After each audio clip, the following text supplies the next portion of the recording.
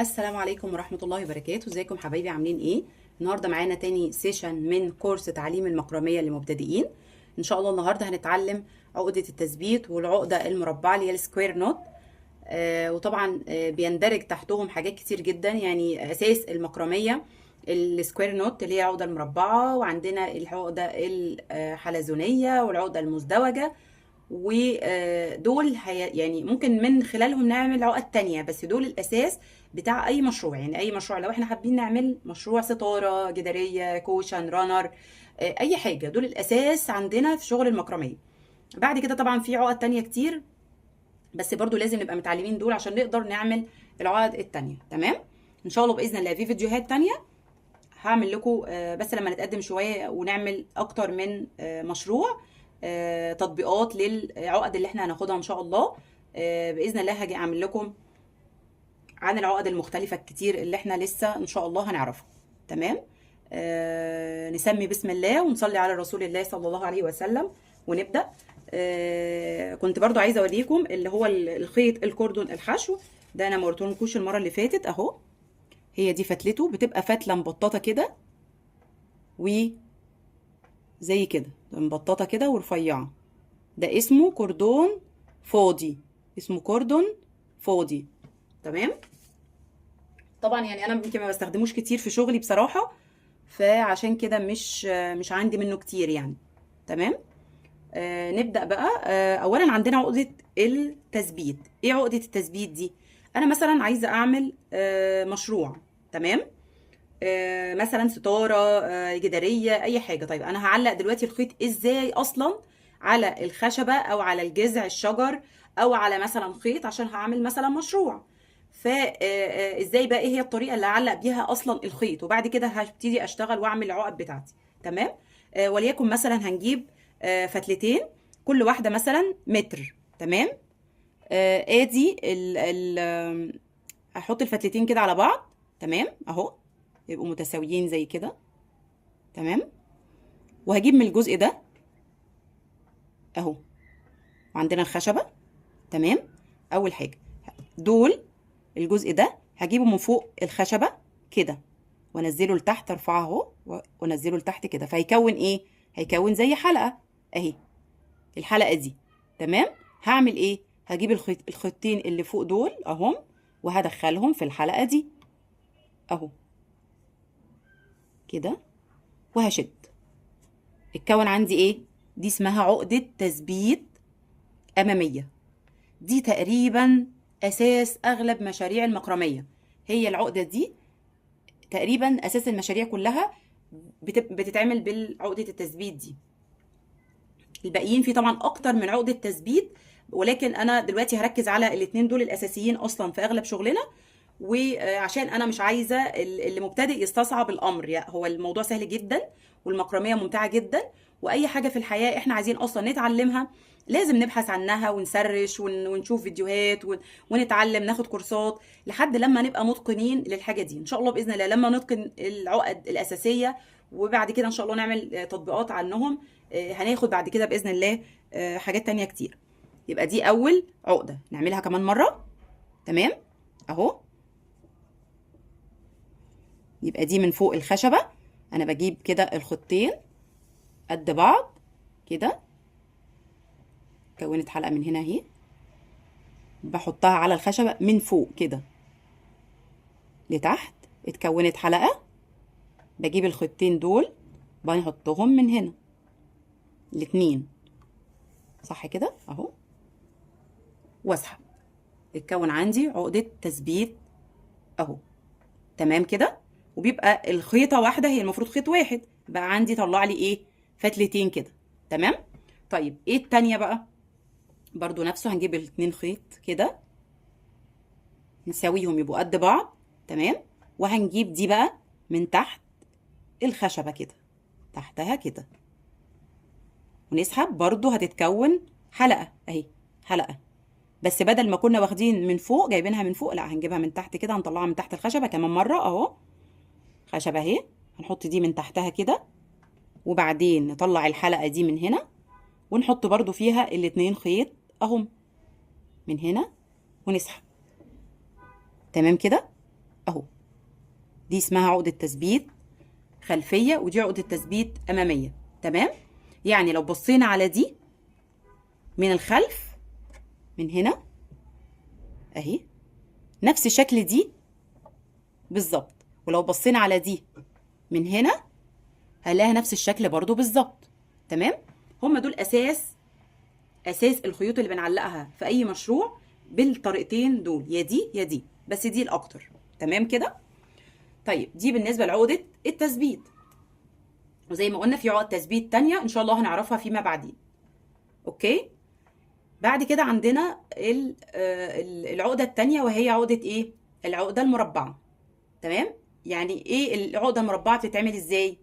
تمام، هنفك دي كده اهي، هنعلقها عقده التثبيت زي دي بالظبط، زي دي اهو. نجيب الفتلتين على بعض زي ما عملناها ازاي اهو. هنجيب الخيط ده اهو من فوق الخشبه كده اهو من هنا، وننزله من تحت كده، كون لي زي حلقه اهو. نحط فيها الخيط كده. تمام،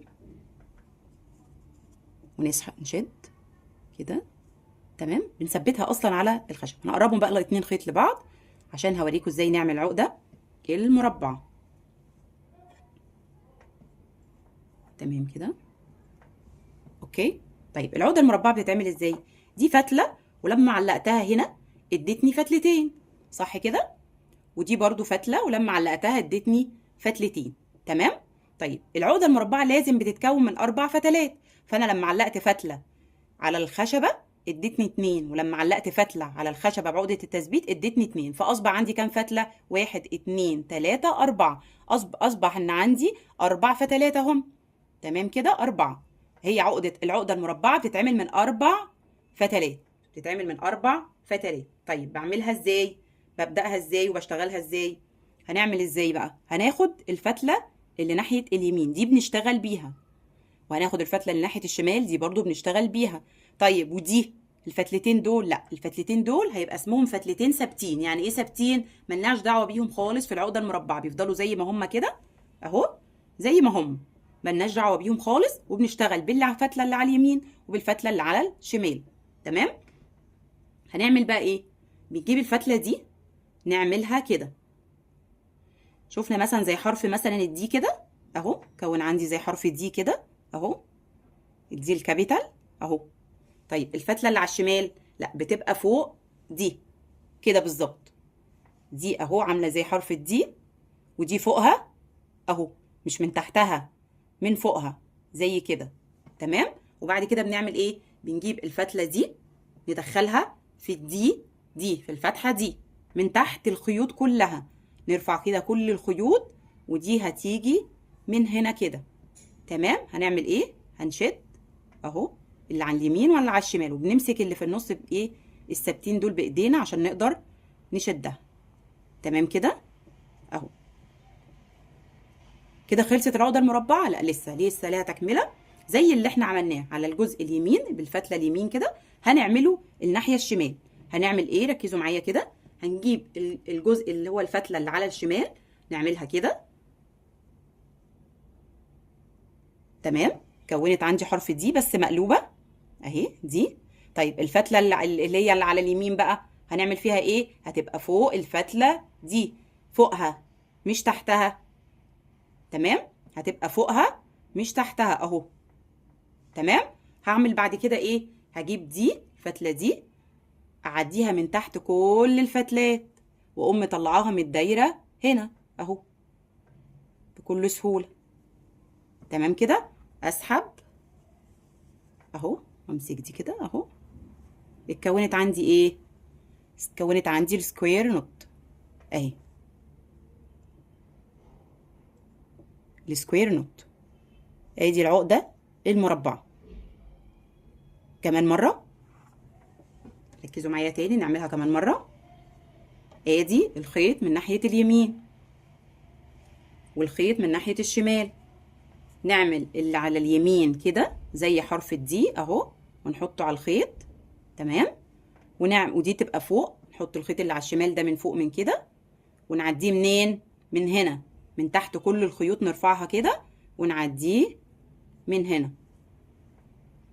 اهو، ونشد الاتنين مع بعض، بنشد الاتنين مع بعض، ودي بنثبتها اهو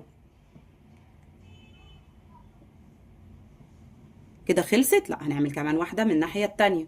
هنا هنعمل حرف الدي اهو، تمام. حرف الدي من هنا هنجيب دي فوق الخيط كله اهو، فوق الخيطة دي كده، تمام. نعملها ندخلها من تحت الخيوط كلها اهي، تمام كده. نشد جامد اهو، تمام كده. شايفينها؟ طيب انا دلوقتي انا شغاله اهو، تمام. طبعا لسه بعد كده هنتكلم على الاطوال، يعني انا دلوقتي شغاله على جايبه فتلتين كل واحده منهم متر، بس بعد كده ان شاء الله هنتكلم ان ازاي ناخد الاطوال وازاي نقص الاطوال صح ان شاء الله، تمام. دلوقتي انا وانا شغاله لازم تبقى عيني على الشغل. ازاي عيني على الشغل؟ العقده تبقى مظبوطه، العقده لازم تبقى مظبوطه. شايفينها دي منمقه ازاي؟ دي تبقى زيها، تمام. طيب انا دلوقتي اتلخبطت، انا مش عارفه ابدا من هنا ولا اعمل ايه، يعني ابدا من ناحيه اليمين ولا ابدا من ناحيه الشمال. المفروض ان انا اعمل ايه؟ لا، ابص كده اشوف الجزء ده اللي طالع ده اللي مكون من العقده ده منين. من هنا يبقى هبدا من هنا من ناحيه اليمين. طب لو كان من هنا، لا يبقى هبدا من ناحيه الشمال، تمام. نعملها كده كمان مره اهو، حرف الدي كده، ونجيب الخيط ده من هنا ونعديه من الخيوط كده اهو، ونشد، تمام اهو. بصوا كده دي اتكونت من هنا اهي، يبقى هنبدا من هنا اهو. دي كده حرف الدي، نعمل كده ونعديها كده ونشد، تمام كده. ادي اتكونت عندي العقده المربعه، تمام كده. ان شاء الله باذن الله هناخد عليها تطبيقات، واتمنى اشوف تطبيقاتكم في التعليقات. ولو في اي كومنت ولا اي حاجه انتم محتاجين استفسار تسالوا عنه، تحت امركم طبعا. اسالوني في الكومنتات وانا هرد عليكم ان شاء الله، وهستنى تطبيقاتكم. وان شاء الله ناخد تطبيقات كتير على العقده المربعه، لان فعلا في تطبيقات كتير عليها. ان شاء الله باذن الله الشرح بتاعي يكون عجبكم ويكون سهل وسلس. وان شاء الله انتظروني في فيديوهات تانية كتير، وما تنسوش اللايك والشير والاشتراك في القناه. والسلام عليكم ورحمه الله وبركاته.